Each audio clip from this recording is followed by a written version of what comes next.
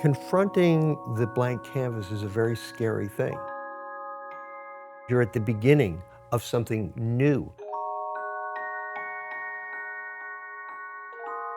No matter how many times you've done it before, it's brand new.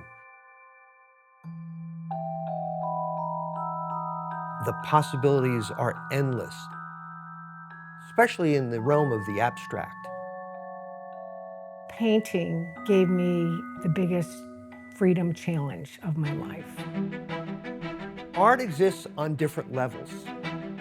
The level that the artist is creating on, it's their intellectual, their emotional investment into that work.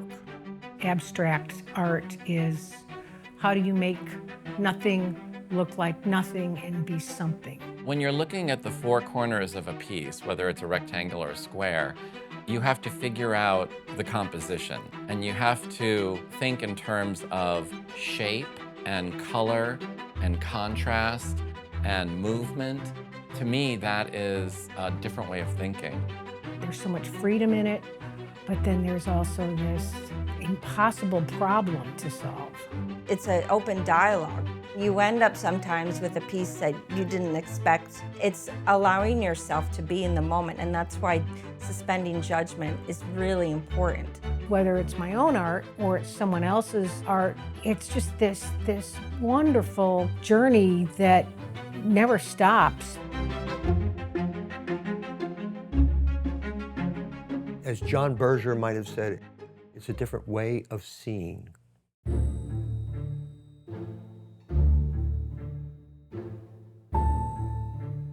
Usually when I start a painting, I have some idea of where I'm going with color.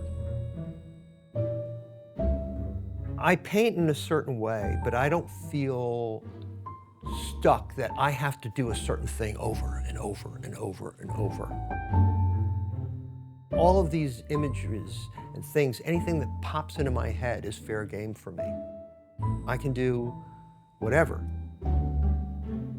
I don't plan, I think. You know, when I start painting, all I do is look at art and think about art.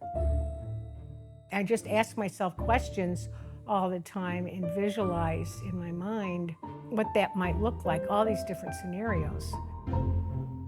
I do that for a long time, and then I get ready to paint a painting, and I think about color, and I just go.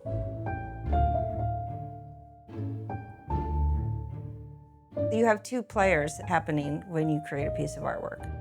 You have the artwork.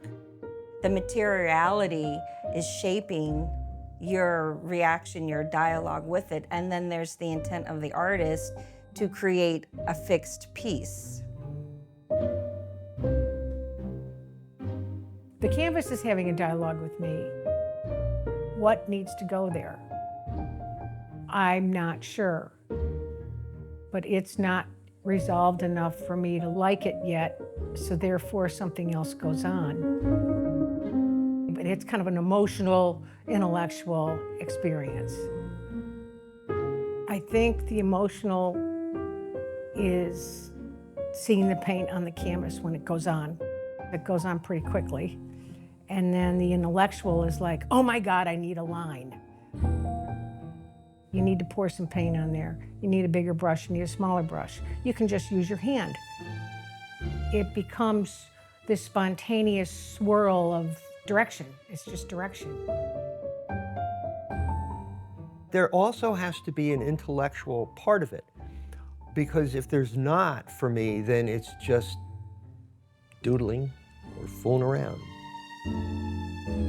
My painting is an intellectual reaction because for me, it's about what the paint is doing on the surface, which brushes I use. I'm not having any kind of emotional reaction to something.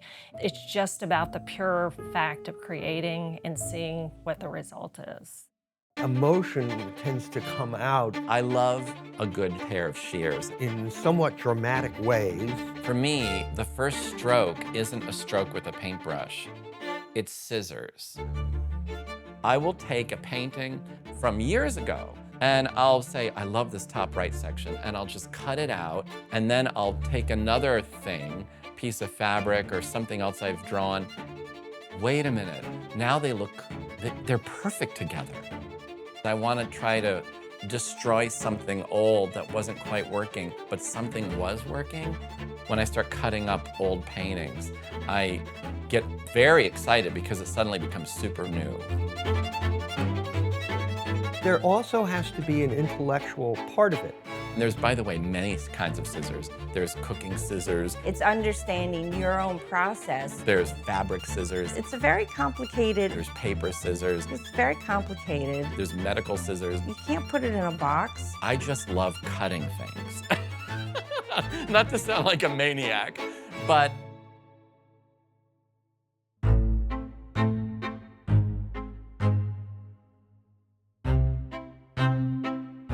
Art is a left side of the brain type of function.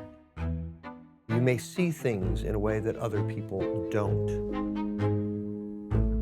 It's scary because you go into the unknown. Sometimes I stare at a blank canvas for a really long time.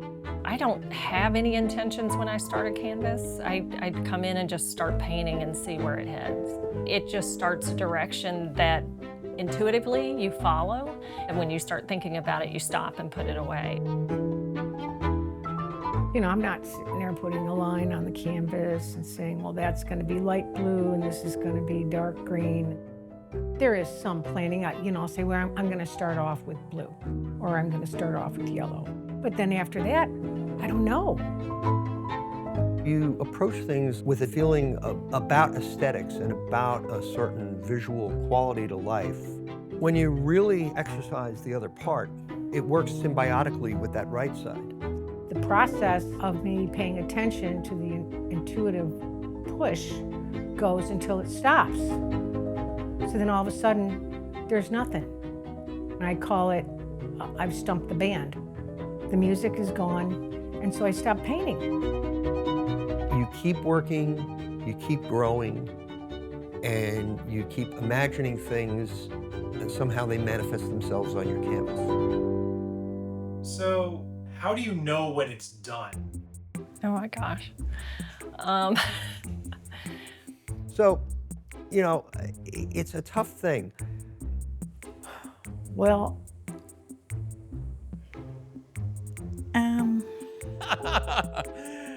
well, No, I guess I know it's done because I'm satisfied with it. a lot of my colleagues will throw them in the garbage if it's a dud. If it's not done, or I can't get it done, then it's trash and get the next one started.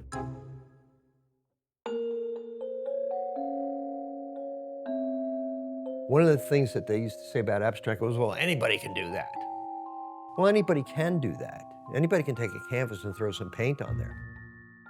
But if you don't have some kind of intellectual stimulus in your history of looking at art, then you're just throwing paint.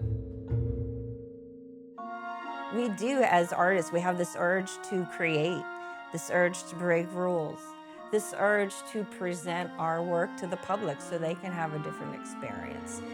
If it resonates with them and they were able to get an experience from it, then that makes me very happy inside that I was able to give them that. Whatever the artist chose to do to create that piece, it is a very special and sacred thing that the viewer may never know or understand.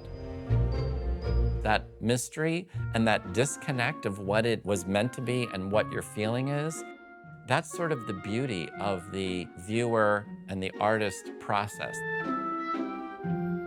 There's no explanation at all for how people will react individually to a given piece of art. Why people react the way they do, who knows? What you want is a reaction. Their personal reaction has to do with their understanding of art, their connection to it over time. I think our culture has a very interesting relationship to creativity, particularly with abstract.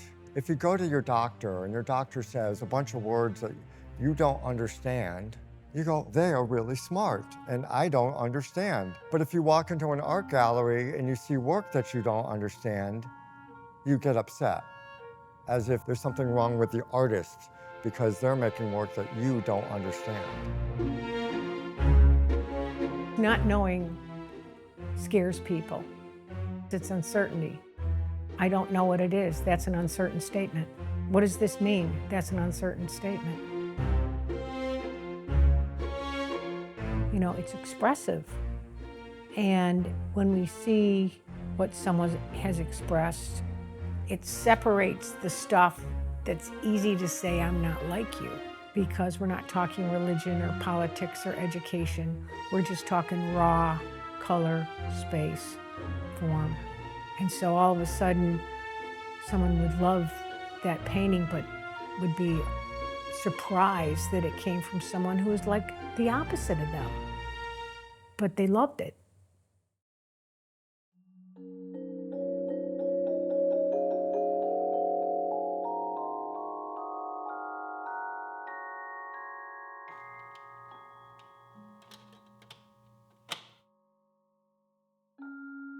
It takes a certain amount of courage to allow yourself to feel and maybe not fully understand or not understand at all. If it resonates with you on some level, you can discover entirely new ways of seeing, new ways of understanding, new ways of expressing. Be open to it. Let it speak to you in some way. I cannot tell you how often people come up to me and they say, oh, I can't draw a straight line. Well, sure you can. Get a ruler and a pencil and you can draw a straight line. And if you can draw that straight line, you can draw 2 straight lines and 4 straight lines. I do believe everyone has artistic and creative ability.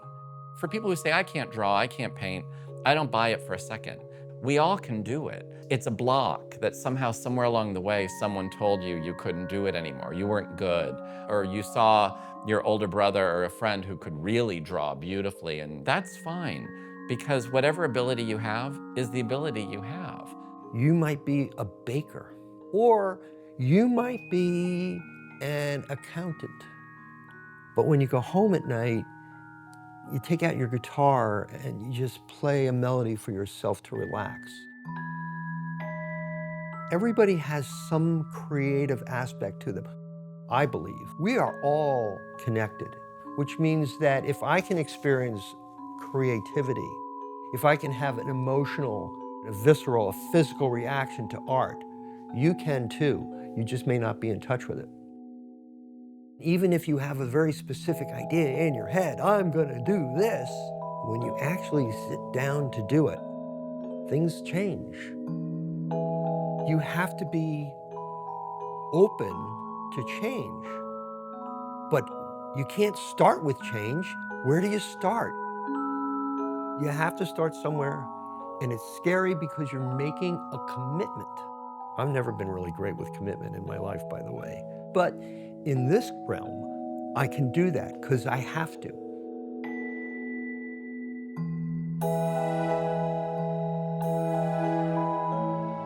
So you make that commitment. Okay, damn it, let's dive in. This is what it's gonna be. Blue, it's gonna be blue. It's gonna be pink. It's gonna be pink and blue, you know?